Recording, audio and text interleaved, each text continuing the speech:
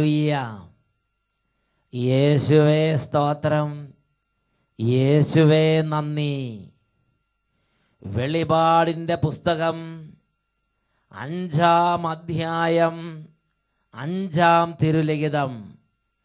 ശ്രേഷ്ഠന്മാരിൽ ഒരുവൻ എന്നോട് പറഞ്ഞു, കരയാതിരിക്കൂ, യൂദാ വംശത്തിൻ്റെ സിംഹവും ദാവീദിൻ്റെ വേരുമായവൻ വിജയിച്ചിരിക്കുന്നു.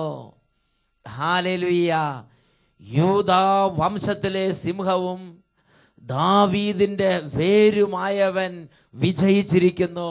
ഹല്ലേലൂയ.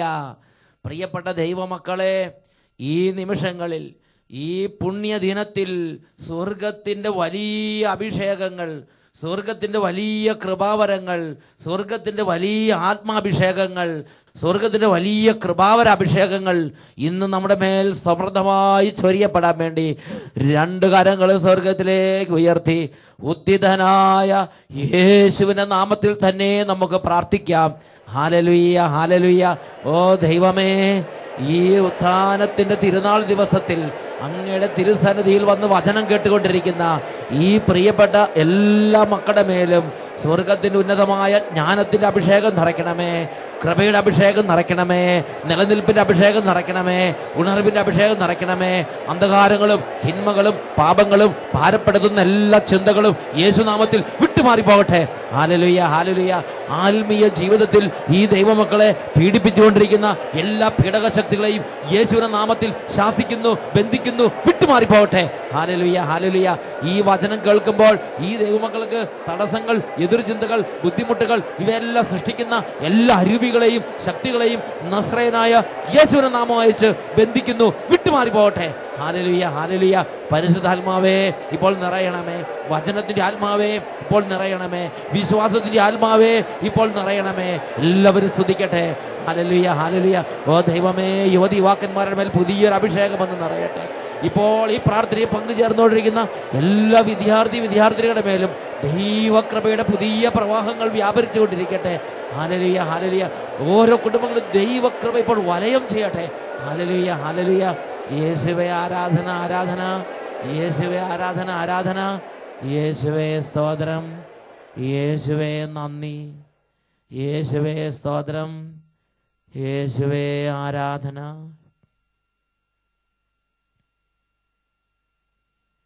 Price the lord. ഹല്ലേലൂയ. പ്രിയപ്പെട്ട സഹോദരങ്ങളെ, 2012 ആണ്ടിലെ ഈസ്റ്റർ നമുക്ക് നൽകുന്ന സന്ദേശം അന്ധകാരത്തിലെ പ്രത്യാശ. ഹല്ലേലൂയ. അന്ധകാരത്തിലെ പ്രത്യാശ. വെളിപാടിൻ്റെ പുസ്തകം 5-ാം അധ്യായം 1 മുതലുള്ള തിരുലിഖിതങ്ങൾ. സിംഹാസനസ്ഥന്റെ വലത് കൈയിൽ അകത്തും പുറത്തും എഴുതപ്പെട്ടതും 7 മുദ്രകൾ പതിച്ചതുമായ ഒരു ചുരുൾ ഞാൻ കണ്ടു. ശക്തനായ ഒരു ദൂതനെയും ഞാൻ കണ്ടു.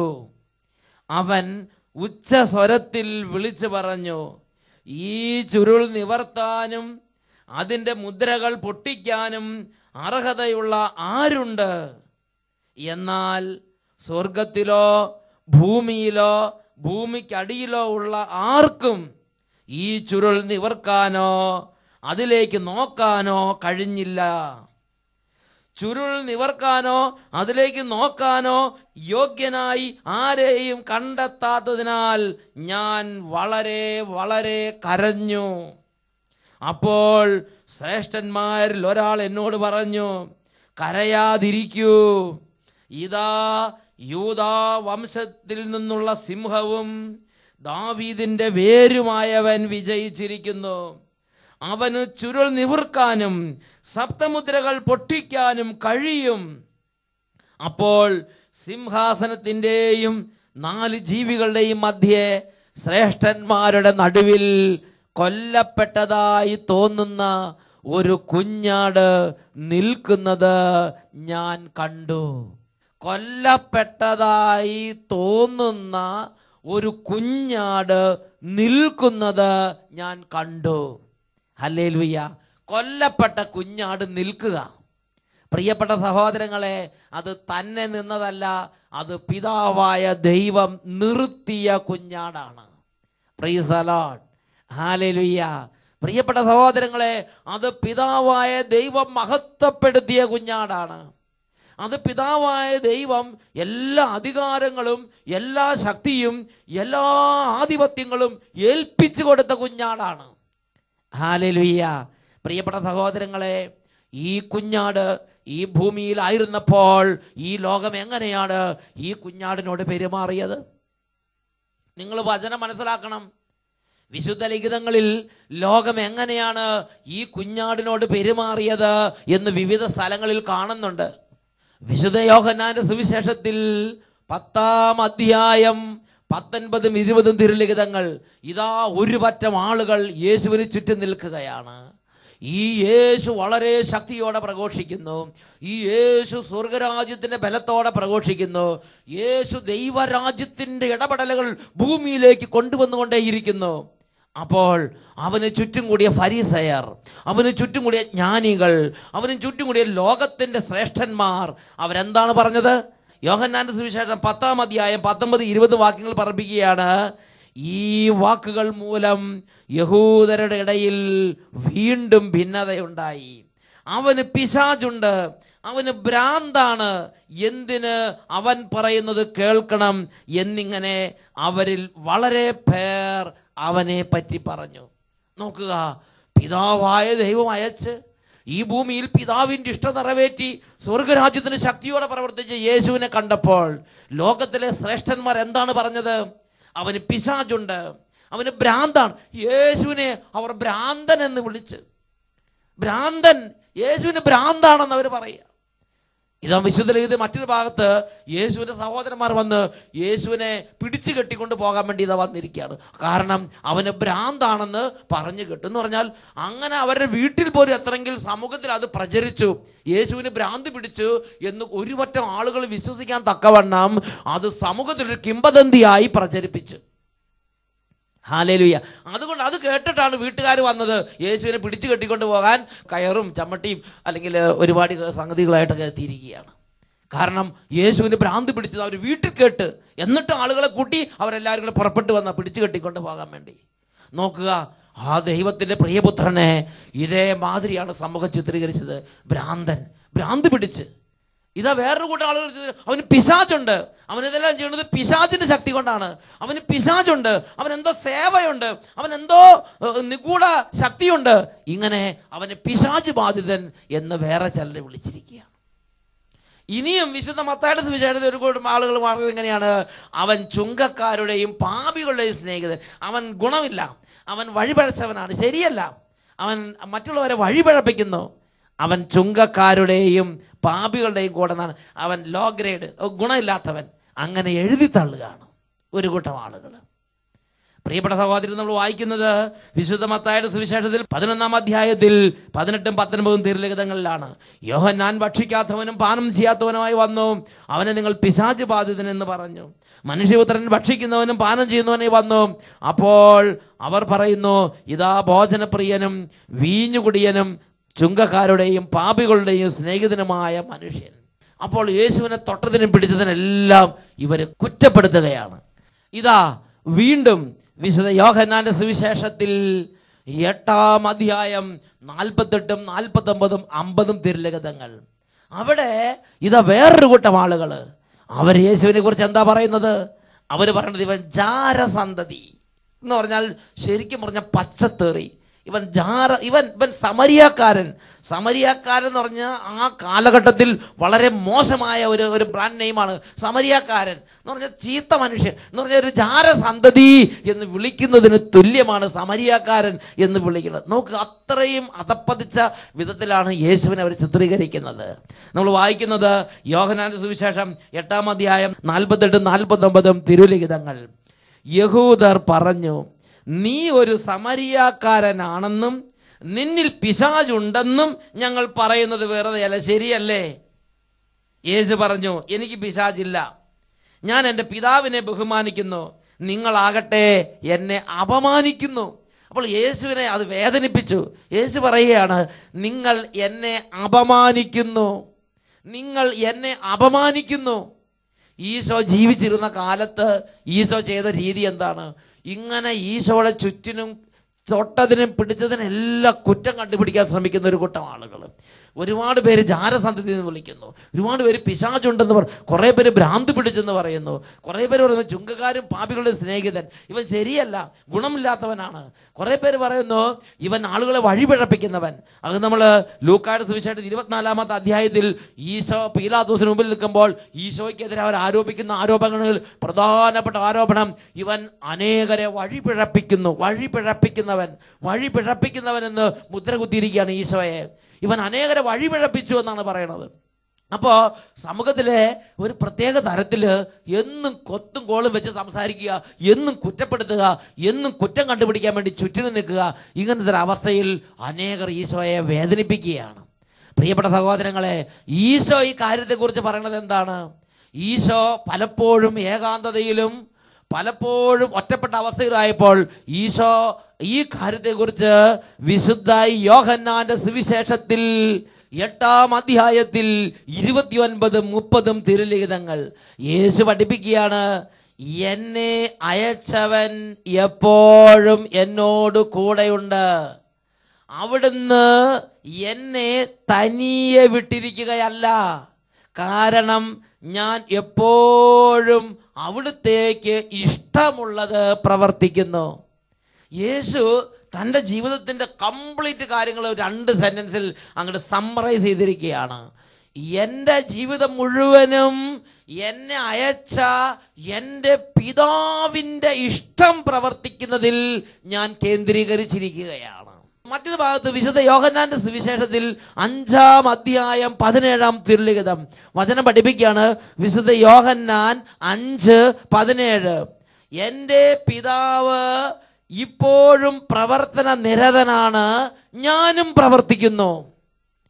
വേറൊരു ഭാഗത്ത് ഈശോ പറഞ്ഞിരിക്കുന്നത് എങ്ങനെയാണ്? എൻ്റെ പിതാവിൽ നിന്ന് കേട്ടത് ഞാൻ നിങ്ങളെ പഠിപ്പിക്കുന്നു. അപ്പോൾ പിതാവിൽ കാണുന്നത് ചെയ്യുന്നു, പിതാവിൽ നിന്ന് കേട്ടത് പഠിപ്പിക്കുന്നു, പിതാവിൻ്റെ ഹൃദയത്തിൻ്റെ ഇഷ്ടം വിവേചിച്ചറിഞ്ഞ് ആ ഇഷ്ടങ്ങളെല്ലാം പൂർത്തിയാക്കിക്കൊണ്ടിരിക്കുന്നു. അപ്പോൾ യേശുവിൻ്റെ ജീവിതം എന്തായിരുന്നു? പിതാവിൻ്റെ സന്നിധിയിൽ കണ്ടത് ഈശോ പറയുന്നു, കേട്ടത് ഈശോ പഠിപ്പിക്കുന്നു, പിതാവിൻ്റെ ഹൃദയത്തിൻ്റെ ഇഷ്ടം വിവേചിച്ചറിഞ്ഞ് അത് ജീവിതത്തിൽ പ്രാവർത്തികമാക്കുന്നു. അങ്ങനെ പിതാവിൽ നിന്ന് കേട്ടതും പിതാവിൽ കണ്ടതും പിതാവിൻ്റെ ഹൃദയത്തിൽ നിന്ന് അറിഞ്ഞതുമായ കാര്യങ്ങൾ മാത്രം ജീവിതത്തിൽ ജീവിത പ്രമാണമായി കൊണ്ടു നടന്ന അനുഗ്രഹത്തിൻ്റെ ജീവിതമായിരുന്നു യേശുവിൻ്റെ ജീവിതം. യേശു പിതാവിനെ മാത്രം ഫോക്കസ് ചെയ്ത് ജീവിച്ച്, പക്ഷേ ലോകം അവനെ വെറുത്ത്, ചുറ്റുമുണ്ടാകുന്ന അനേകർ അവനെ അപമാനിച്ച്, അവനെ വേദനിപ്പിച്ച്. പ്രിയപ്പെട്ട സഹോദരങ്ങളെ, പീലാത്തോസിൻ്റെ അരമനയിലുള്ള ആ വിചാരണകളും വിധികളെല്ലാം നിങ്ങൾ ഓർക്കട്ടെ. ഒരു മനുഷ്യൻ അവിടെ ഈശോയ്ക്ക് വേണ്ടി സജീവമായി നിന്ന് ഉറക്കെ 2 വാക്ക് വിളിച്ചു പറയാനുണ്ടായിരുന്നില്ല. മാത്രമല്ല, ബറാബാസിനെ വേണോ യേശുവിനെ വേണോ എന്ന് ചോദിച്ചപ്പോൾ അവർ ഉറക്കെ വിളിച്ചു പറയുകയാണ്, ബറാബാസിനെ മതി, ഇവനെ ക്രൂശിക്കുക. ആ പട്ടണത്തിൽ കൊലപാതകങ്ങൾ കലാപങ്ങൾ ചെയ്ത് ഏറ്റവും ഹീനമായ പ്രവൃത്തി ചെയ്ത ബറാബാസിനേക്കാളും ഹീനനായിട്ട് അവർ ഈശോയെ അങ്ങോട്ട് അവഗണിച്ച്, അങ്ങോട്ട് വേദനിപ്പിച്ച്. ഇതെല്ലാം ഈശോയെ വേദനിപ്പിക്കുന്നില്ലേ? വേദനിപ്പിച്ച്. പ്രിയപ്പെട്ട സഹോദരങ്ങളെ, അപ്പോഴെല്ലാം ഈശോ അതിൻ്റെ നടുവിലും അക്ഷോഭ്യനായി നിൽക്കുകയാണ്. അപ്പോഴാണ് ഇതാ ഒരു പടയാളി വന്ന് യേശുവിൻ്റെ കർണത്തടിച്ചിട്ട് ഇങ്ങനെയാണോ നീ മറുപടി പറയേണ്ടത് എന്ന് യേശുവിനെ ശാസിക്കുകയാണ്. യേശുവിൻ്റെ മുഖത്തേക്ക് അടിച്ചിട്ട് യേശുവിനോട് ചോദിക്കുകയാണ്, ദൈവപുത്രന്റെ മുഖത്തടിക്കുക. അപ്പോഴും ഈശോ അക്ഷോഭ്യനായി. എല്ലാം സമാധാനത്തോടെ അഭിമുഖീകരിച്ച് കടന്നു പോവുകയാണ്. അപ്പോൾ ലോകം ഇവന്റെ ജീവിതം ഭ്രാന്താണെന്ന്, ഇവന്റെ ജീവിതം വിലകെട്ടതാണെന്ന് അങ്ങോട്ട് സ്ഥാപിക്കുകയാണ്. ആരെയാണ് പിതാവ് ബഹുമാനിക്കുന്നത്, അവരുടെ ജീവിതമാണ് വിലയുള്ള ജീവിതമെന്ന് ഈശോ നമുക്ക് തരുന്ന പാഠം. പ്രിയപ്പെട്ട സഹോദരങ്ങളെ, അങ്ങനെ അവനെ കുരിശിൽ തറച്ച് 2 കള്ളന്മാരുടെ മധ്യ അവനെ കുരിശിൽ തറച്ച് അങ്ങനെ ഏൽപ്പിക്കാവുന്ന ഏറ്റവും വലിയ അപമാനങ്ങളെല്ലാം ഏൽപ്പിച്ച് അവനെ ലോകത്തിൽ നിന്ന് യാത്രയാക്കി. അവനെ കല്ലറയിൽ അടക്കം ചെയ്ത് പരമാവധി നിന്ദാവചനങ്ങളും പരമാവധി അപമാനങ്ങളും പരമാവധി മനോവേദനയും പരമാവധി ഒറ്റപ്പെടുത്തലും യേശുവിൻ്റെ മേൽ ലോകം ഏൽപ്പിച്ച്. പ്രിയപ്പെട്ട സഹോദരങ്ങളെ, അങ്ങനെ അവനെ കല്ലറയിൽ അടച്ച്. ഹല്ലേലൂയ. ആ തകർക്കപ്പെട്ട യേശുവാണ്, ആ കൊല്ലപ്പെട്ട വധിക്കപ്പെട്ട യേശുവാണ് ഇതാ ഉയർത്തെഴുന്നേറ്റ് അജയ്യനായി ലോകത്തെയും മരണത്തെയും ജയിച്ചവനായി നിൽക്കുന്നത്. റോമാലേഖനം 8-ാം അധ്യായം 11-ാം തിരുലിഖിതം, യേശുവിനെ മരിച്ചവരിൽ നിന്ന് ഉയർപ്പിച്ചവന്റെ ആത്മാവ് നിങ്ങളിൽ വസിക്കുന്നുണ്ടെങ്കിൽ, യേശു ക്രിസ്തുവിനെ മരിച്ചവരിൽ നിന്ന് ഉയർപ്പിച്ചവൻ നിങ്ങളുടെ മർത്യ ശരീരങ്ങൾക്കും ജീവൻ പ്രദാനം ചെയ്യും. ഈ വചനത്തിലൂടെ, തിരുലിഖിതത്തിലൂടെ ദൈവം വെളിപ്പെടുത്തുകയാണ്, യേശു ക്രിസ്തു തന്നെ ഉയർത്തെഴുന്നേറ്റതല്ല, യേശു ക്രിസ്തുവിനെ പിതാവായ ദൈവം തൻ്റെ ആത്മാവിനെ അയച്ച് കല്ലറയിൽ നിന്ന് ഉയർപ്പിച്ച്.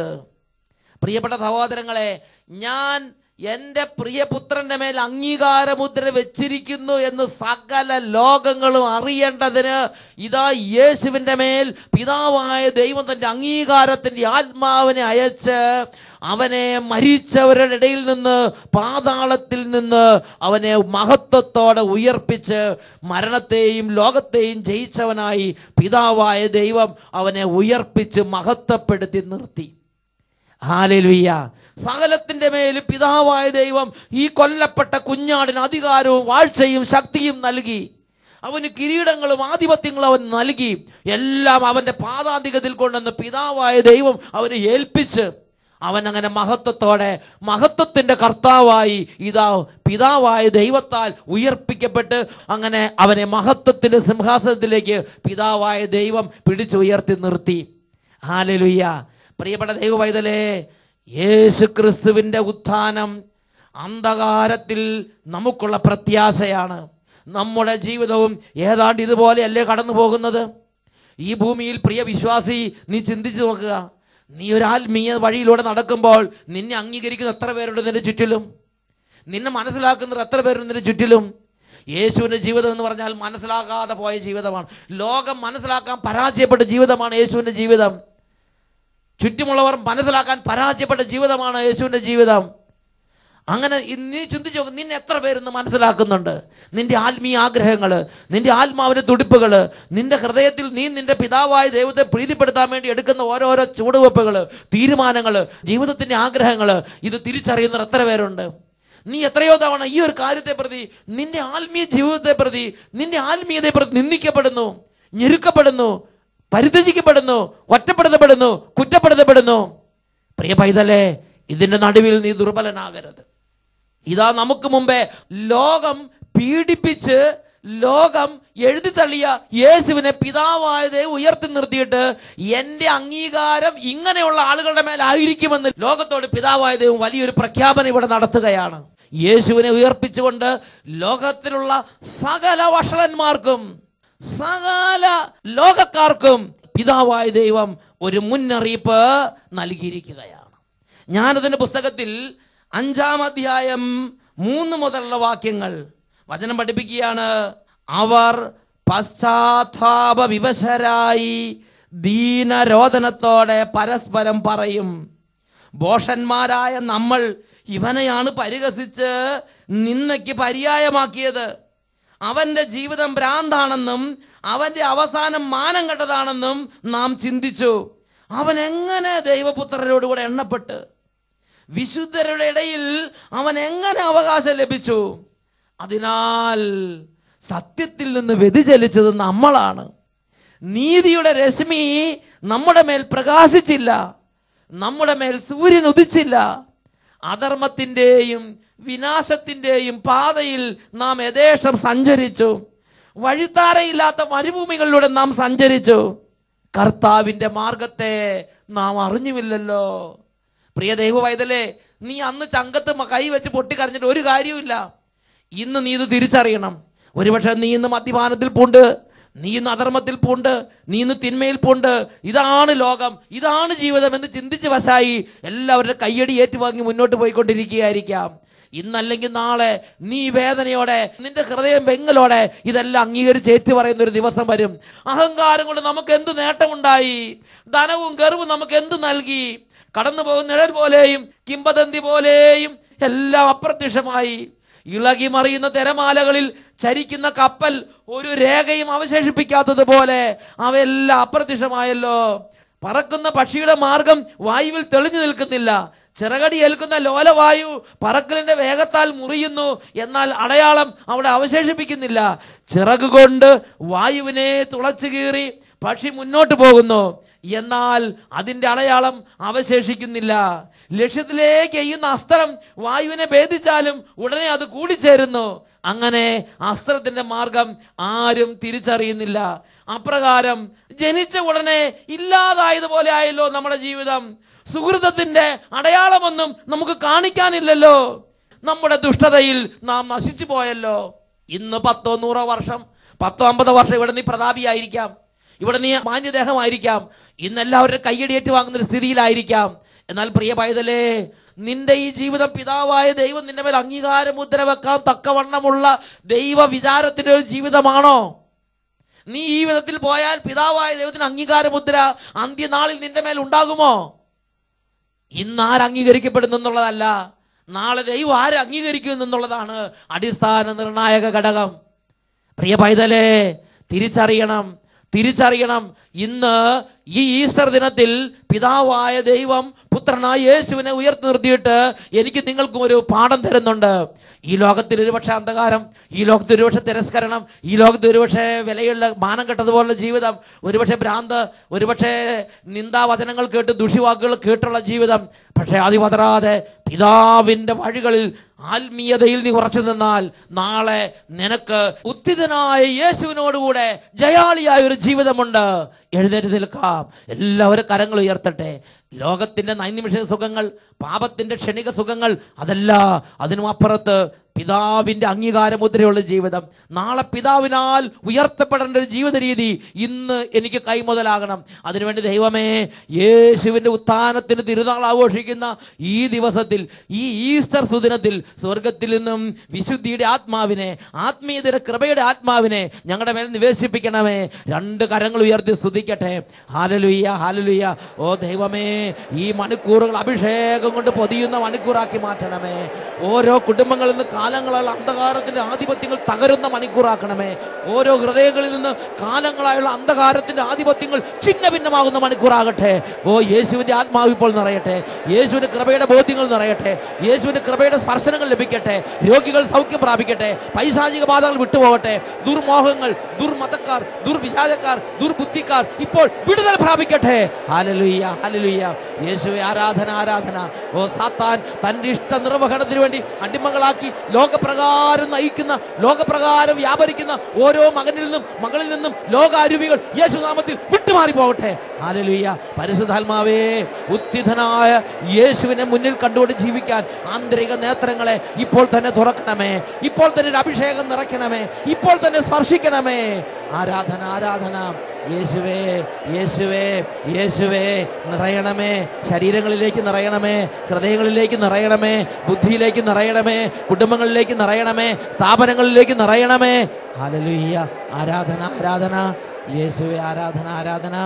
യേശുവേ സ്തോത്രം, യേശുവേ നന്ദി, യേശുവേ സ്തോത്രം, യേശുവേ ആരാധന.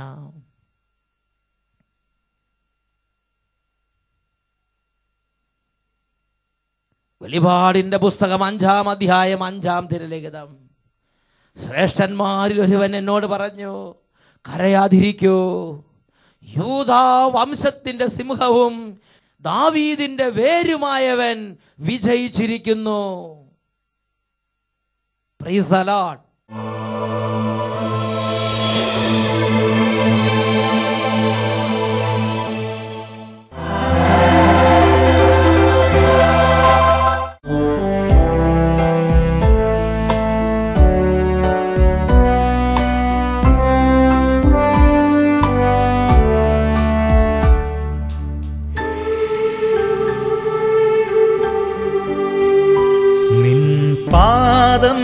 ഉണർന്നു ഞാൻ ഒന്ന് ആരാധിക്കട്ടെ.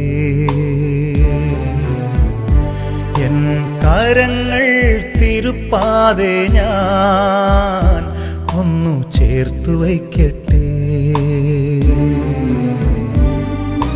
ഉദ്ധാനം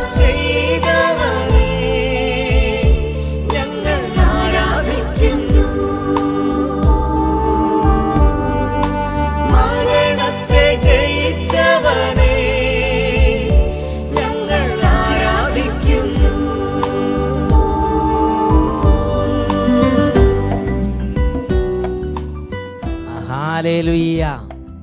വെളിപാടിന്റെ പുസ്തകം 5-ാം അധ്യായം 9-ഉം 10-ഉം തിരുലിഖിതങ്ങൾ. അവർ ഒരു നവ്യഗാനം ആലപിച്ചു. പുസ്തക ചുരുൾ സ്വീകരിക്കാനും അതിന്റെ മുദ്രകൾ തുറക്കാനും നീ യോഗ്യനാണ്. കാരണം നീ വധിക്കപ്പെടുകയും നിന്റെ രക്തം കൊണ്ട് എല്ലാ ഗോത്രത്തിലും ഭാഷയിലും ജനതകളിലും രാജ്യങ്ങളിൽ നിന്നുള്ളവരെ ദൈവത്തിന് വേണ്ടി വിലയ്ക്ക് വാങ്ങുകയും ചെയ്തു. നീ അവരെ നമ്മുടെ ദൈവത്തിന് രാജ്യവും പുരോഹിതന്മാരുമാക്കി. അവൻ ഭൂമിയുടെ മേൽ ഭരണം നടത്തും. പ്രിയപ്പെട്ട ദൈവമക്കളെ, ഭൂമിയുടെ മേൽ നിത്യമായി അധികാരം നൽകപ്പെട്ടിരിക്കുന്ന രക്ഷിതാവായ യേശു തന്റെ രക്തം കൊണ്ട് ഈ ഭൂമിയിൽ അനേകരെ പിതാവായ ദൈവത്തിന്റെ രാജ്യവും അവിടുത്തെ പുരോഹിതരുമാക്കിയവൻ. ഇന്ന് നീ പാപത്തിലോ തകർച്ചയിലോ ആയിരിക്കാം. യേശു ക്രിസ്തുവിലേക്ക് കണ്ണുകൾ ഉയർത്തി നീ യേശു ക്രിസ്തുവിനെ ഉറക്കെ വിളിക്കുമെങ്കിൽ ഇന്ന് നിനക്ക് ഈ ഉത്ഥാനത്തിന്റെ ദിനത്തിൽ വിടുതലുണ്ട്. ഈ ഉയർപ്പ് തിരുനാളിൽ നിനക്ക് രക്ഷയുണ്ട്. യേശുവിനെ വിളിക്കുക. യേശുവേ, യേശുവേ, യേശുവേ, യേശുവേ.